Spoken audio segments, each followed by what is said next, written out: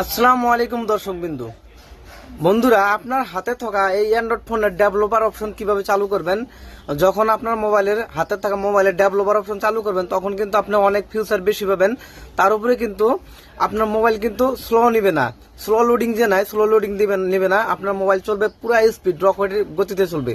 তো বন্ধুরা, এই ডেভেলপার অপশন কিভাবে চালু করবেন তো দেরি না করে আমি মোবাইল স্ক্রিনের মধ্যে দেখাইতেছি। তো সেটিং অপশনে গিয়ে একটু নিচে স্ক্রল ডাউন করে অ্যাবাউট অপশনটি যে আসবে, অ্যাবাউট অপশনে একটু চাপ দেন। অ্যাবাউট অপশনে চাপ দেওয়ার সাথে সাথে আপনার সামনে কিন্তু আরও একটা নতুন এইরকম পেজ চলে আসবে। এই জায়গায় বন্ধুরা আপনার সফটওয়্যার ইনফরমেশন আছে, এই জায়গায় একটু ক্লিক করুন। একটু নিচে চাইয়ে দেখবেন বোল্ট নাম্বার আছে, বোল্ট নাম্বারে মিনিমাম আমরা 7 বার কিন্তু ক্লিক করে হতে হবে।